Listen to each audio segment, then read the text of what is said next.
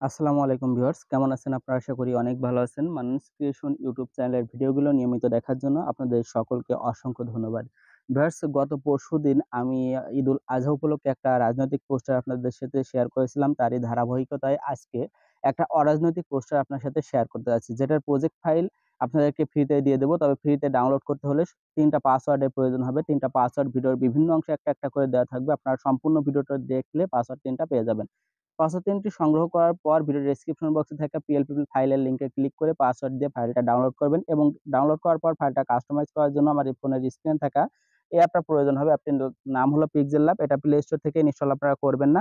আমার video description বক্সে pixel labs এর ওল্ড ভার্সনের লিংক দেওয়া থাকবে। ওটা ইনস্টল করে অ্যাপটা ওপেন করলে আপনাদের সামনে এ ধরনের একটা ইন্টারফেস আসবে। এখানে ডাউনলোডকৃত প্রজেক্ট ফাইলটি এড করার জন্য ডান দিকে উপরে দেখতে পাচ্ছেন ৩ টা ডট আছে। এটার উপর ক্লিক করলে open.plp ফাইল নামে একটা অপশন পাবেন। এটার উপরে ক্লিক করবেন।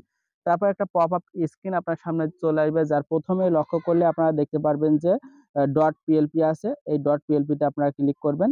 .plp তে ক্লিক করলে আপনার ফোনে ডাউনলোড ফোল্ডারটা ওপেন হবে। আপনি যদি সঠিকভাবে ডাউনলোড করে থাকেন তাহলে স্ক্রল ডাউন করবেন, নিচের দিকে ফাইলটা পেয়ে যাবেন।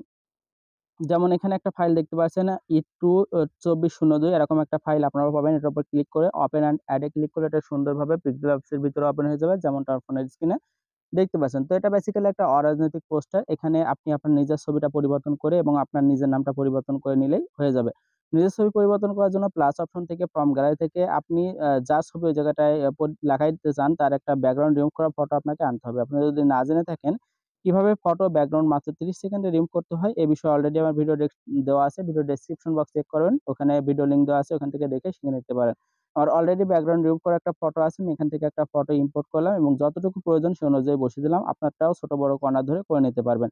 এরপর নিচের ছবির সাথে এটা অ্যাডজাস্ট করার জন্য লেয়ার অপশনে ক্লিক করবেন এবং মাত্র যে ছবিটা আনলেন তার বাম পাশে একটু লক্ষ্য করেন ৮ টা ডট আছে। ৮ টা ডটের উপর চেপে ধরে রাখবেন এবং স্ক্রল ডাউন করে নিচের দিকে নিয়ে আসবেন। আগের ছবিটার কাছে আনার পর আগের ছবিটা ডিলিট করে দেবেন। তাহলেই দেখবেন এটা আগের ছবিটার জায়গায় খুব সুন্দরভাবে সেট হয়ে গেছে।